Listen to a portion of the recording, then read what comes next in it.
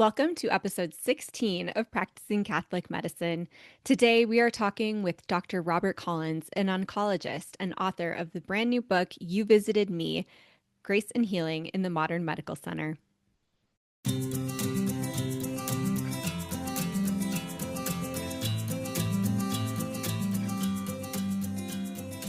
This is Practicing Catholic Medicine, a podcast dedicated to developing community, encouraging conversation, and discussing top-notch medical care that respects the dignity of all of our patients. I'm your host, Katie, and I'm a physician assistant. I interview Catholics working in healthcare and invite them to share the challenges, joys, and all the in-betweens of being practicing Catholics, practicing medicine. Pull up a chair and join in the conversation. I'm thrilled to have you here.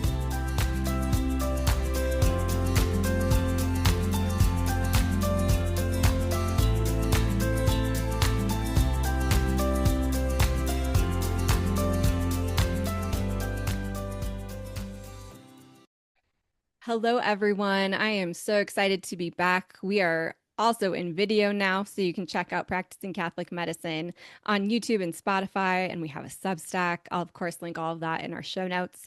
This is Practicing Catholic Medicine. I am your host, Katie Senor, and I am so excited to be back. After a few-year hiatus, it has been a busy season, and we just kind of like on a personal note, we had another baby. He's about to turn 1. He is pretty stinking cute. I would say that he is just adored by his sister, mostly tolerated by our middle son, but they'll get there. And it has just been an utter delight, albeit a chaotic one, center life now as a family of 5. And I am loving it. It has been such a blast. More kids, more love. It has been great. I still am working in general outpatient pediatrics, though I am taking a little bit of a step down in hours over this next season. And I'm a big believer that for everything, there's a time and season. I'm excited. I would say I'm particularly excited about this new season, though, getting to be home a little more, but still getting to care for the littlest of patients. It's a delight for me. And so being able to split the time between the two is something that I'm really excited about. And to share a little more about the podcast, because it's been a hot second since we released an episode. I have seen your reviews. I've read your messages. I am so grateful for the ways that this podcast has positively impacted your careers. And it's meant a lot for me too. You know, I started this show as a new grad PA 8 years ago, just trying to figure out how to be a faithful Catholic in healthcare and to feel bold and brave and excited and unafraid to go forth and serve well as a Catholic. And it's meant a lot for me to be able to come back onto this show, to be able to do the podcast again. I recently heard from Ignatius Press asking if I would be interested in an interview with Dr. Robert Collins. And when I tell you, it was the easiest yes ever. I mean, his book, You Visited Me, Grace and Healing in the Modern Medical Center, is phenomenal. I read this in less than a day. I was honestly thrilled to be able to interview the author of a book that I loved so much. So let's be real, this was a gift to me. Let's talk a little bit about this interview that you're about to hear. Dr. Collins himself is brilliant. His bio, he's a professor of internal medicine at the University of Texas Southwestern Medical Center, and he specializes in blood cancers. He's the director of the Hematologic Malignancies and Cellular Therapy Program, as well as the combined adult and pediatric stem cell therapy program there. He's the recipient of the institution's Watson Award, which is the highest honor in clinical medicine there. So he's impressive. And he wrote a book that is truly life-changing and is going to give you a lot to pray about. So in this episode today, we talk a little bit about Dr. Collins's journey from agnosticism to Catholicism.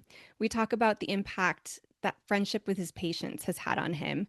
We talk about miracles and changes of hearts that he has witnessed over his many years of practice.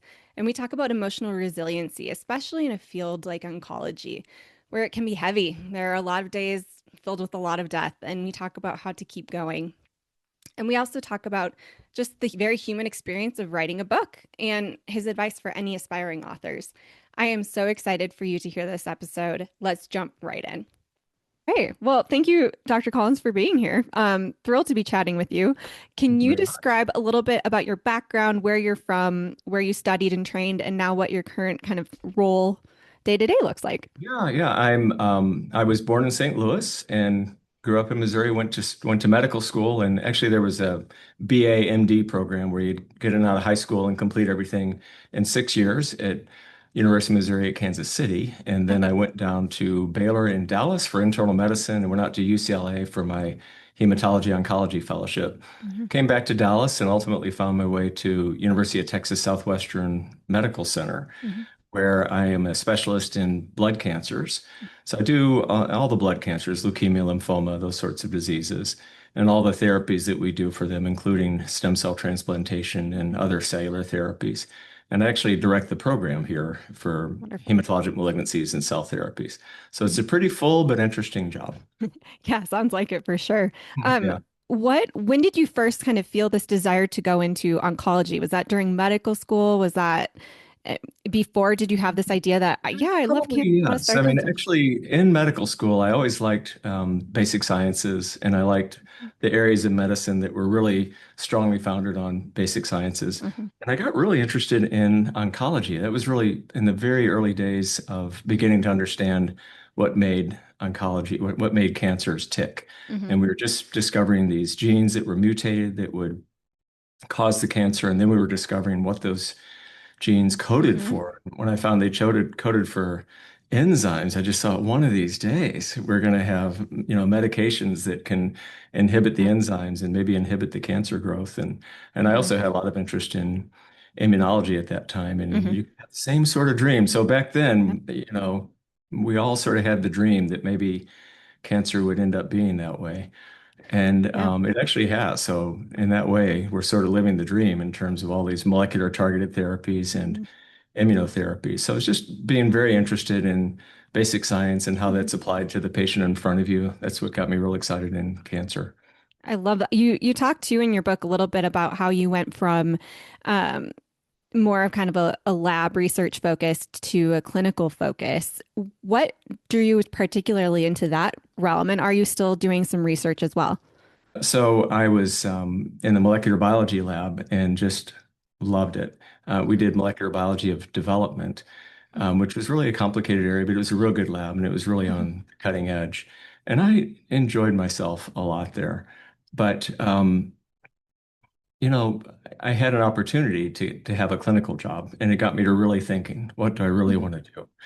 And my wife called those the Gilligan's Island days because Mhm. she would come home and I'd be there just staring at the TV saying, I can't decide what I want to do, whether I want to Mhm. be in the lab or go into clinical medicine. But ultimately ended up going into clinical medicine because that's Mhm. that's just what I like the most. Again, in terms of Mhm. that challenge Yes. of applying the basic science in the clinic to actual patients. But Mhm. what I hadn't discovered at that point was what I've since discovered, which is so wonderful about medicine in general and Mhm. certainly oncology. And it's getting to know patients and take care of them and take care of them on a deeper level where you're not just understanding their disease and trying to heal that, but Mhm. you're understanding them as a person Mhm. and trying to look at the more whole person and see that, the healing hasn't happened until the whole person is healed. Mhm. Mhm. Ultimately, this led to an appreciation of what God's doing in the patient's life, and that is Mhm. that he's healing that patient at a deeper level. And Mhm. as my eyes began to be opened over the years, I began to see that more, could see more how God was working in the lives of some of these Mhm. patients, and it was just really beautiful. And with time, you begin to sense how he's actually asking you to play some role Mhm. in helping bring his healing into that patient's life. So oncology ends up being very interesting for all these old Yep. reasons that I discussed, but it ends up being very, really beautiful for these other reasons having to do with deeper healing.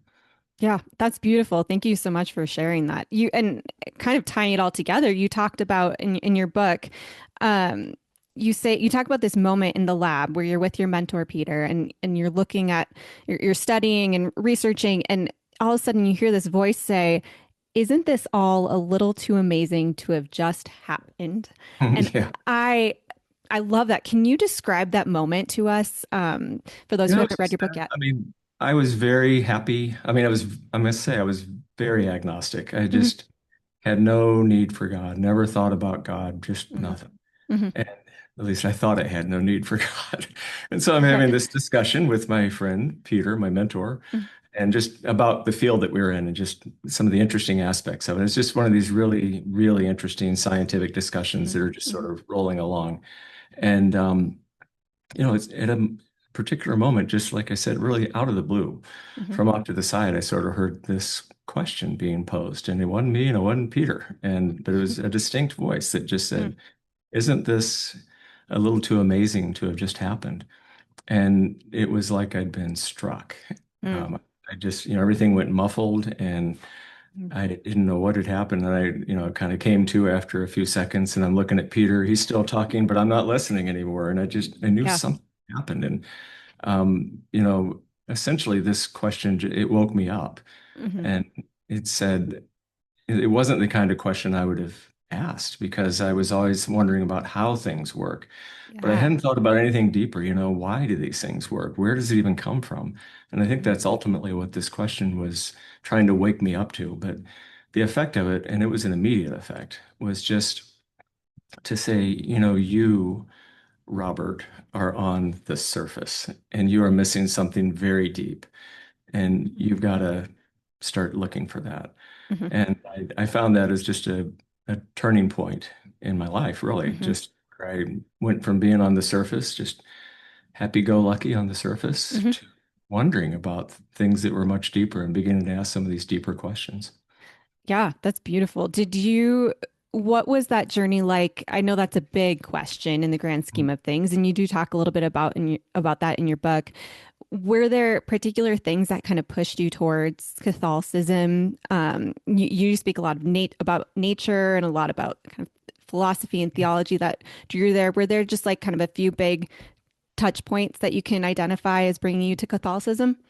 Well, yeah, just, I mean, first it was going from complete agnosticism to just Right. wondering about what is out there, and reading a lot of philosophy and theology and history, things that really hadn't been interesting to me before. Mm, But having a lot of experiences, and mhm, experiences of nature and music and love, the love of my mhm. wife, and I must say, especially the love of my children. I mean, as you know, when you have a child Yes. coming, you just can't believe how much you love them.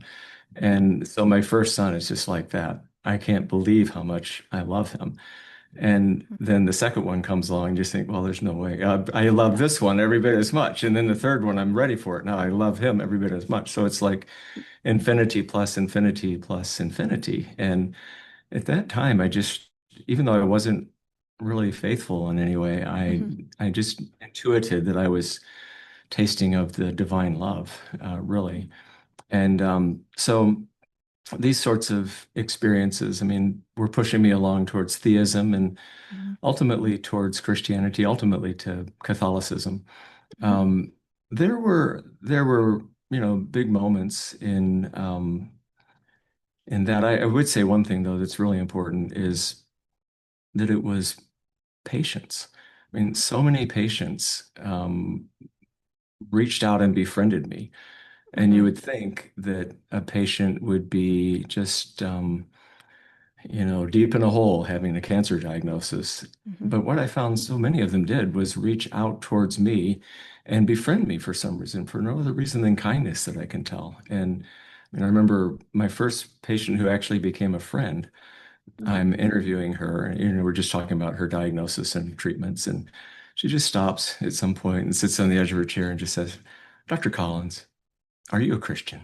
mhm, I mean, I promise you, I'd never been asked that question before by a patient or really anybody. And it really struck me. And I had to say, I'm seeking actually, and I'm open, but I can't say that I'm a Christian. And a couple of days later, she told me how much that question had meant to her, my answer. And she had actually talked about it with her pastor. And, should she have a doctor who's not a Christian? And they ended up deciding that she should, because maybe God meant for me to be her doctor, but more, maybe even he meant for her to be my patient. mhm. And all I can say is it sure worked out that way. I mean, I took good care of her for sure, but she took good care of me too. And, again, just befriended me. And it was just a certain kind of a friendship between patient and doctor that is really out there so often. I mean, it's out there for us. I mean, it's available for us, but I think so many people can go through a whole medical career and not ever really experience that. I mean, we were talking about Colorado. I She had told me how much she loved sitting on a Hmm. boulder in the middle of a stream in the mountains, and so I took a trip to Rocky Mountain National Park, and I just made my way to a stream and sat on a boulder in the middle of the stream, and I thought of her.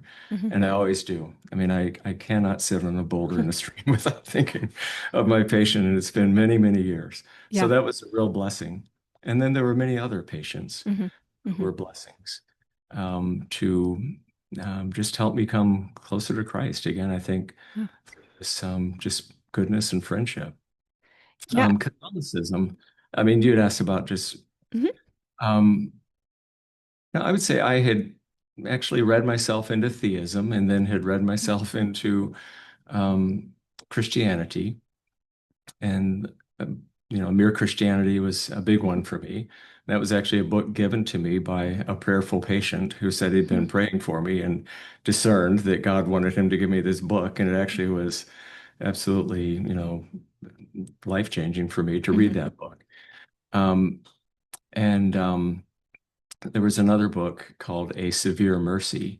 And this was written by a man who at the time was an Anglican. He actually later Hmm. became Catholic. And it's a beautiful book for many reasons. But um, what was pertinent to my quandary at this time in my faith journey was I was trying to make that leap. And he makes the point in his autobiography that it's not just a leap, but it's like the promontory that you're on is crumbling away Hmm. because um, I need to leap without knowing for sure. Yep. It's not like any new information is going to come along at some point and make it clear. It's always going to be there. And the longer you wait, the more it becomes a decision for good. So at some point, you Yes. need to leap because the promontory is giving way. So I chose to believe at that quote, chose to believe. Hmm. And obviously, belief defined like that is pretty weak faith. But, what I found, what I experienced at that point is that when you just open up, God just pours it in. Hmm. So there's just grace and grace from every direction at that time. And Hmm. we actually went into the Episcopal Church at that Hmm. point. And I had a lot of good experiences there. My wife was a real saint. She was and is. She's a cradle Catholic. Yeah. And I did not realize how much I was asking her to do to go to the Episcopal Church with me. I mean, it was very hard for her. And I was very selfish to not Hmm. notice it. But I mean, she was doing it because she knew that was sort of how my path was going. And Hmm. she wanted to keep the kids together, have the kids going to church, and all of us be the family together in the same place. So she was very supportive that way. But we made a lot of friends there, Hmm. lifelong friends, Hmm. and some really important friends. I mean, really, they're all pretty important. But I was just thinking one in particular, this priest who taught me how to read the Bible. I Hmm. mean, basically, he had this Bible study, and there were a bunch of guys in this Bible study, and he taught us essentially what I've come to know now we would call Lectio Divina. Hmm.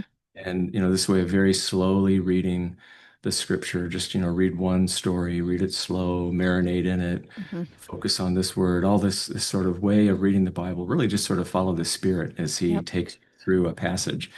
And he said, read the Bible like this, just commit to it, do it day Hmm. after day. And he said, I promise you it will change your life. And I Hmm. found that he was absolutely right. And so at some point I got to reading that way and I haven't stopped since. And it's really, it is an amazing way to read the Bible. Hmm. I came across um, Charles Merton during a little time of Lectio Divina. I mean, I was actually reading about if you want to follow me, you have to deny yourself Hmm. cross and follow me. I just, what does that mean? Deny yourself.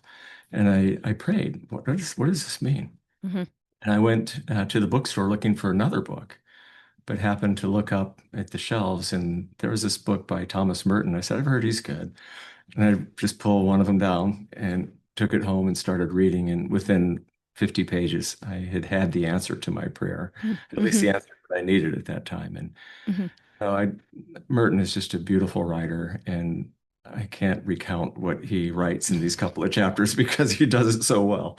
Yes. But essentially, he's talking about this false self, and the false self is just it's the self that we try to construct.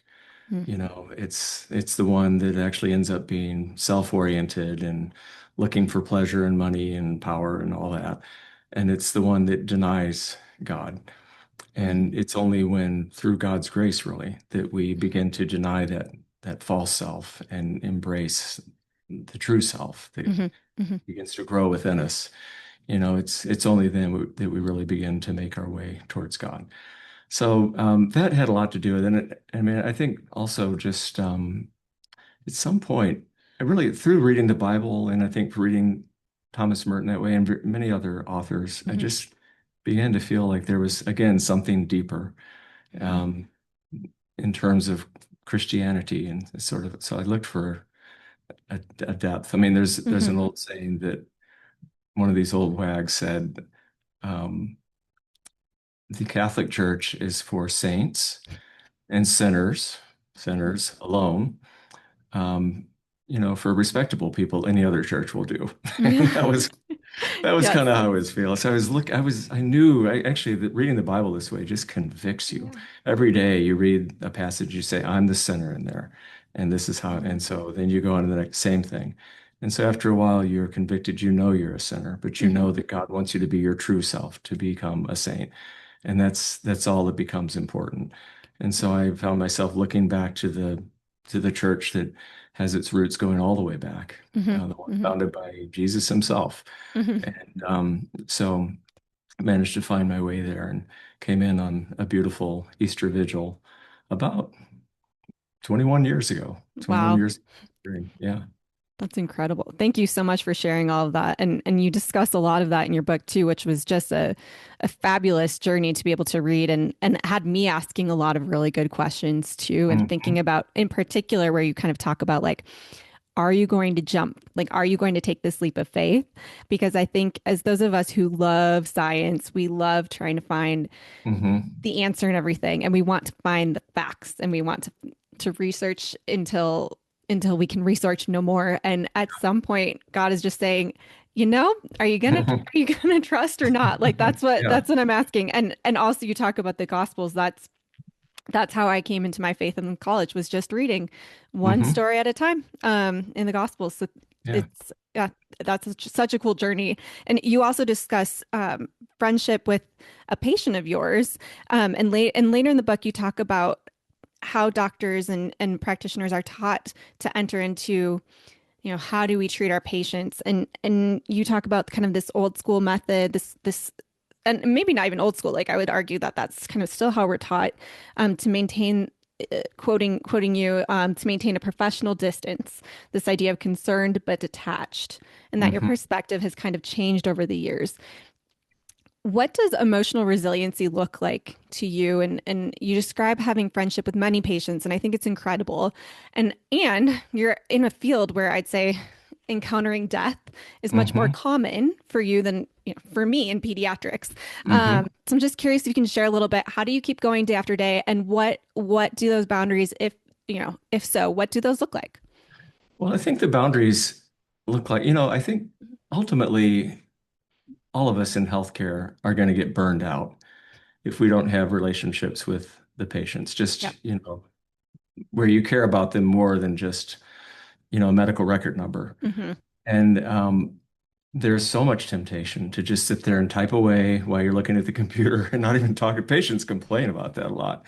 Yes. But there's just a left-brained way of approaching your patient and seeing him as a bunch of numbers and really not connecting at all Hmm. and getting through the work.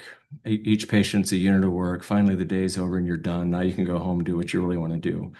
And if you do that, disconnected, then you can come off as concerned but detached. But if you do that, ultimately, it's just not enough. I mean, Hmm. ultimately, it will burn you out. I mean, we humans are made for relationship and community. And Yep. if you've got a patient in the room there who has a terrible disease and you're just treating them like a unit of work, then Hmm. you're missing out. And somewhere deep inside, your soul knows that. Hmm. Hmm. So the more you do that, the more you miss out on that connection, the more burned out you're going to become. I Hmm. mean, so I think I do think there's a line, and it's good to think about that. I mean, and where Hmm. that line is, you always need to try and discern. Hmm. And you shouldn't take care of your own family members because of that line. Yeah. And so it's important. But if you're always on this other side of the line where the patient is just a number, Hmm. you're not connecting with them, that's too far away. Hmm. Hmm. Much better to be more towards treating the patient as, the human being that they are, and the human being that God loves, and that Hmm. God is working to try and heal in a deeper way. And maybe you can even be involved in some way with that. And Hmm. it's a beautiful potential relationship with the patient. Hmm. And so, but when you get close to the patients, it hurts when they die. And Hmm. I think the only way really to deal with that is by you just keep going to the well. I mean, that's what's so great about our faith is that you go to mass, you spend time in scripture and prayer, you ask God for help when you're having a difficult time, and He's there to help. Hmm. You go to the well and you get filled up, and then that can overflow for the patient. I think that's the only way to really have resilience. Hmm. Yeah, one of the really beautiful parts of the book was where you talk about a patient's funeral who helped, and perhaps if I'm remembering right, it was the patient who gave you Mere Christianity, though I could be misremembering. And how at the funeral they spoke about how he again, I'm going to say this incorrectly, but something like how he had brought his agnostic doctor to know Jesus. And Yeah. I thought that was incredible. What was your experience hearing that? Well, thanks, Hmm. because it was true. This was the one who had given me that copy Hmm. of Christianity. And it was a long, interesting story about how all this came about. But he had ultimately died. And I Hmm. had heard of this. A friend of mine, I didn't get to go to the funeral, but a Hmm. friend of mine who worked with me got to go with him, got to go to the funeral and told me about that at the funeral, somebody said that this patient had played a big role in the conversion of his agnostic doctor. And it's true, he had. And when I heard that, I was just thankful, Mm, thankful. I call him William in the book, but just thankful to yeah. William who listened to God and thankful to God who asked William to give a simple gift to his doctor.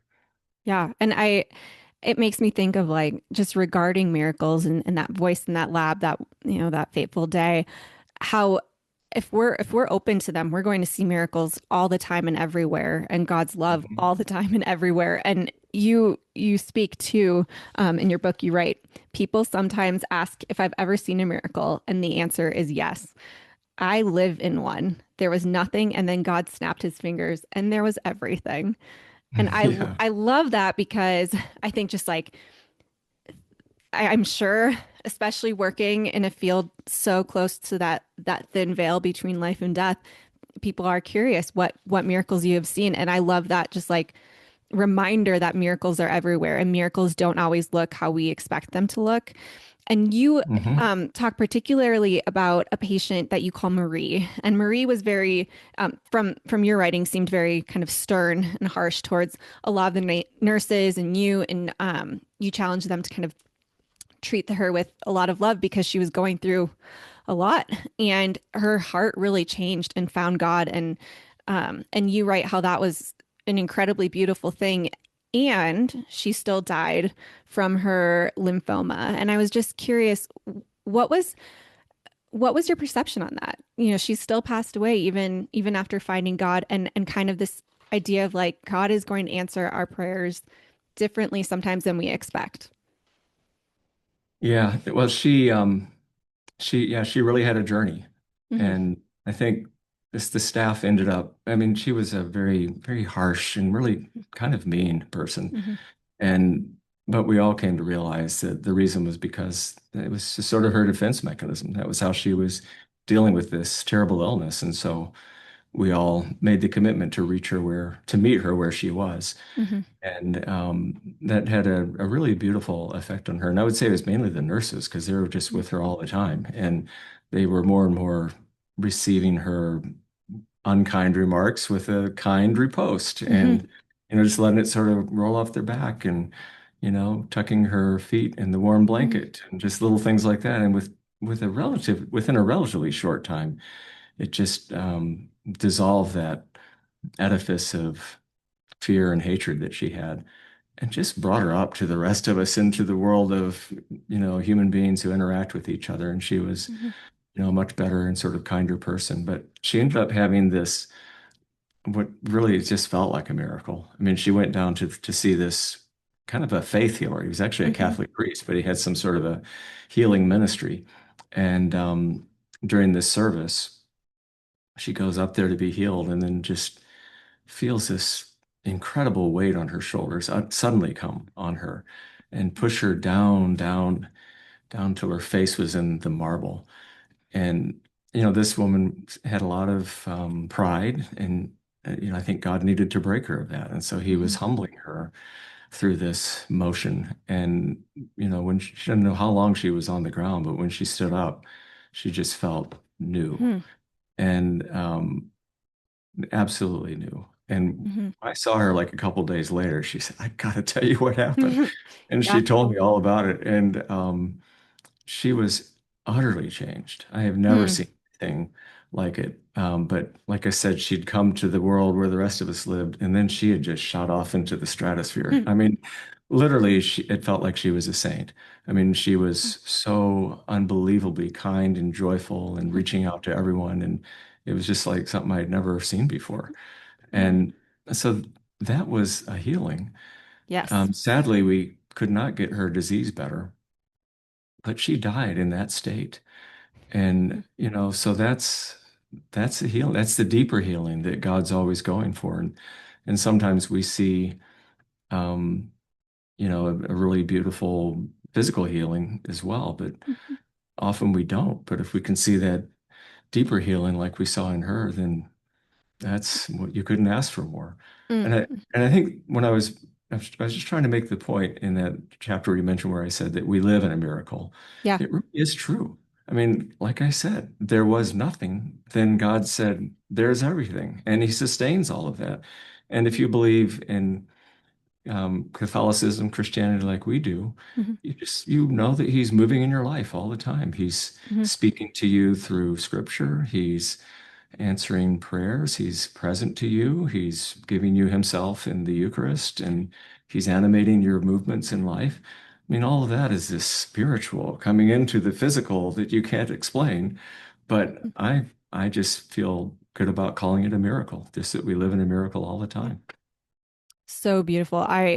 The other day I was contemplating about how, especially I like you really find God in nature and am just Hmm. in awe of him and his beauty when I go out and just look at the mountains. It's incredible. And all these miracles all around us. And still, even in all of that beauty, we as silly little humans are the pinnacle of God's creation. He looks at us Hmm. with just utter delight, like the Yeah. delight and awe that I find in the mountains. How much more does he find that in us? And how beautiful to live in that truth. And it sounds like Marie really that she experienced that and she could rest in God's love. And that was a really beautiful chapter to Yeah. read. Thanks.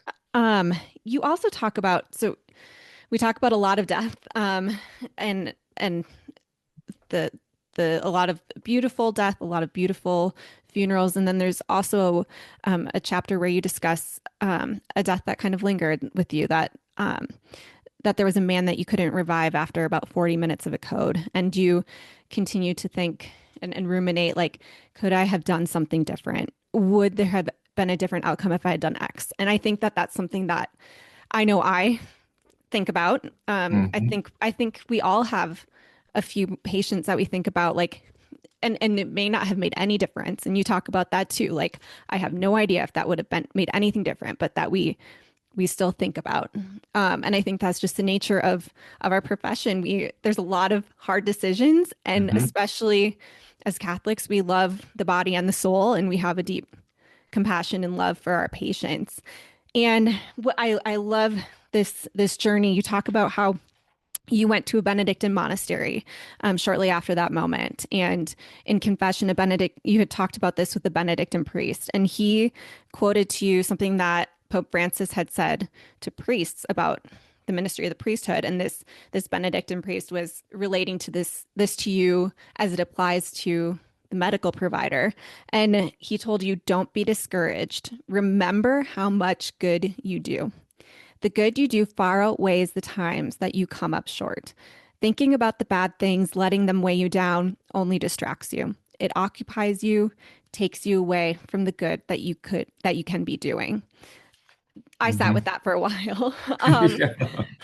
What impact did that guidance have on you? Well, yeah, it's true. I mean, so it's like actually I've kind of had a lot of good feedback from the book, but Hmm. and sort of different feedback, but Hmm. from doctors and PAs and nurses, that particular chapter Hmm. really struck them. I have one friend who's a fantastic neurosurgeon, Hmm. but boy, is that a game of, millimeters. Yes. And so that one really struck him. And this one it was Yeah. just about a patient that um, you know, I just I wondered if I could have done something a little bit differently and if it would have made a difference, and maybe it wouldn't have, but maybe it would have. But Hmm. whatever the case, it just weighed on me. And I think that all of us in medicine have those sorts of moments, Hmm. and it weighs on you. Hmm. So I was at this monastery, and I really wasn't planning on going to confession, but I learned that confession was actually Sunday morning before Mass. I thought, Hmm. I think I'll go. Yeah. And it was a wonderful experience. The priest is there in persona Christi to Hmm. hear your confession and to say the words of absolution. But I find that often the priest has words of real wisdom. And Yes. in this case, he was just full of wisdom. And it was Yes. really wonderful. And that particular thing that he said was just helpful. It's just Hmm. like you in medicine in a day, you'll make just dozens, maybe hundreds of decisions. Hmm. And you're doing your best. So he said, get up in the morning, offer the day to the Lord, and then go in and do your Hmm. best. And at the end of the day, he said something, about come to Mary and tell her how your day was. Mm. And but that idea that you just have to know that God is with you and that you're going to do your best, and that it's usually going to work out. Sometimes it's not going to be as good, and you will wonder, but to not ruminate on that, and to remember that God's always with you. So that had Yeah. this. It had the effect that confession always has, just Hmm. like ah, you Yes. know. But Yes. afterwards, I went and to Mass, and it was just this incredibly beautiful Mass. Mm. And there's just something about it. I mean, especially it was a Mass that they all clearly took really seriously. I mean, there's Hmm. about 50 monks there, and they're just like, there's nothing rote about this. This is they care. Hmm. And then the elevation of the host, the little high-pitched tinkling bells. Hmm. Well, this was the bells of the church. So they're Hmm. big, huge, giant bells, and they start softly and they get louder and louder and louder. And it went on for, I mean, it seemed like 5 minutes. I don't know, Hmm. but eventually those bells, become silent, and Hmm. the effect of the whole thing, the time in the confessional, but then Yeah. the this beautiful celebration of Eucharist, Hmm. and taking that in. And it was a really beautiful experience. I love that. I kind of thinking of you shared that in your book too, which was also incredible to you could practically like hear the bells, like anyone who's ever been in one of those large, beautiful churches with these Hmm. loud bells, and you talk about just kind of like the last notes kind of like just playing on into silence and Hmm. so great. And I thought your writing was beautiful. I could picture everything. And you do spend so much time talking about uh, I like not kind of we were talking about that left brain, right brain. A lot of the Hmm. right brain, the what it feels to be like in nature, what it feels like to be on a boulder in the middle of a stream. Hmm. Yeah. Um, what advice from a writing standpoint do you have for anyone listening to this who's thinking, I think God might be calling me to put something down? Um, Yeah. what advice would you have for them? Well, number one, if you feel that, then follow it. I mean, I felt that too, Hmm. and I felt like it was a real calling that he meant for me to write down and share these experiences sometimes. So I've Hmm. always had that in the back of my mind and have Hmm. meant to do it. But other things is I read a lot, Hmm. and I think that's really important. There's just the more you read and soak in it, the more you just sort of pick up what good writers do. Hmm. And the other would be to write a lot. So I keep a journal. Hmm. And I write most days, and many of these stories I had written down quite some time ago. Hmm. And so that's what I would say. Read good writing and Hmm. write a lot and follow the call. I love that. What was your experience like writing a book? How did you fit that in? I mean, you are Mm. still working. This is not like a Yeah, retirement project for you. You are in the right. thick of it in leadership roles. So how did you kind of balance that time? It was pretty hard actually. So ask my wife and she'll tell you he was off in his study, early in the Yep. morning every day. So, but basically, I finally really got after it maybe a couple of years ago. Hmm. Hmm. And would just spend time writing, mostly in the morning, but it would oftentimes take a full day just to kind of rework it. So it was on weekends and, Hmm. just sort of getting it done. Yep. Getting it Yeah. done when I can. And did you, Yeah, yeah, go ahead. good.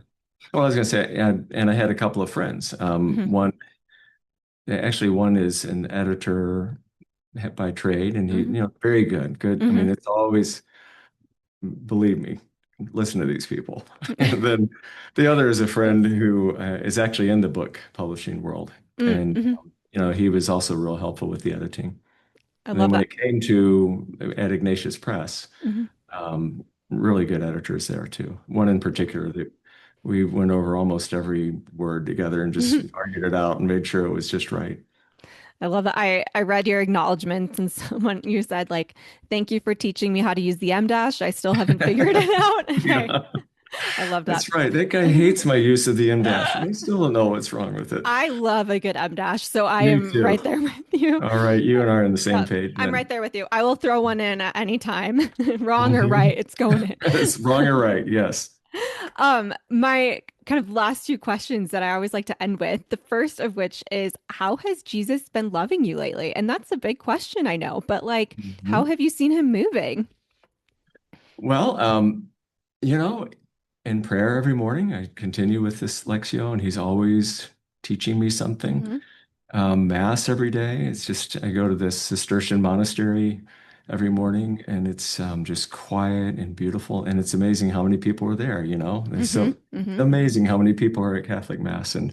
But that's a great way to allow Jesus to touch your soul. Hmm. I was at this one of the monasteries recently. I love to do these at least yearly monastery retreats and out in nature and the liturgy of the hours and Hmm. reading and really just it's a silent retreat. So I just Hmm. sort of follow where I feel, led that day. Hmm. So that was great. But I'll tell you, there's something that's really great.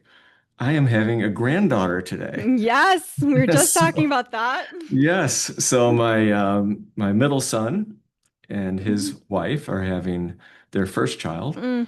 and we already have a grandson. This is going to be a granddaughter. So it's going to be the first time we've had a daughter in the family for a while. So we're really excited about it. Oh, congratulations. Thank you. What joy. Oh my goodness, we'll be keeping them in our purse too. Thank you. Thank Um, you. how beautiful. Um, that is a great way for God to love you. Getting Yes, exactly. I mean, a new life is going to be here by the end of the day. hmm That's pretty dang hmm cool. Yeah, yeah, that's Yeah. pretty cool. Beautiful. My last question for you, kind of a fun one. What book are you reading lately? It sounds like you're a big avid reader. What do you like to read? Oh Where are we yeah. at? Well, I actually am reading a collection of stories by Wendell Berry. Hmm. And it's like I just finished one of the stories about forgiveness. Hmm. Beautiful story. Hmm. And Wendell I don't know if you've read any of his works, but he's a Hmm. very, very good writer. Hmm. And he's from this sort of rural setting in Kentucky and Hmm. certain communities, certain people and experiences that he has there. And so it's like his little sliver of the world. Hmm. And he writes beautifully about it and writes about God's presence and how he moves in these lives in that Hmm. setting. And that's what we can all do. Yeah. So I do that in my little sliver of the world that I live in medicine. Hmm. Anybody else, whatever sliver they may live in, you just open your eyes and you will see God moving in it. And so Hmm. that's what I'm seeing in these beautiful Wendell stories. I He's love a that. great writer. I love to I'd love to be able to write like that. I think that's how we grow in our writing, though, is by just, Yeah. like you said, reading as much as we can possibly can. So Hmm. that's incredible. Thank you so much, Dr. Collins, for taking the time out of your busy day to talk with us. I will post the book in our show notes. It's called "You Visited Me," and I can't wait to share more. Great. Thank you so much, Katie. I really Yeah, appreciate it. I hope you all enjoyed that episode. I am thrilled and excited to be back here with you all. Again, the book that we discussed is You Visited Me: Grace and Healing in the Modern Medical Center, and you can find it linked in the show notes below. Please follow and review on iTunes and Spotify, wherever you listen to your podcasts. And if you haven't already, it really does help others find the podcast. And I'd love if you would share this with someone else that you think would enjoy this show. I know how insightful these conversations have been for me, and I want to share these stories from our brilliant, compassionate providers with as many people as we can. Links to where you can find more about practicing Catholic medicine are included in the show notes, including our website and Instagram and Substack. And as always, the views expressed by my guests and myself are not those of our employers, and this podcast is not intended to replace medical advice from a licensed provider. Please see your healthcare provider for any medical concerns. St. Luke and St. Gianna, pray for us, and let's go. I'm so excited to be back. Thanks for joining me for this new episode.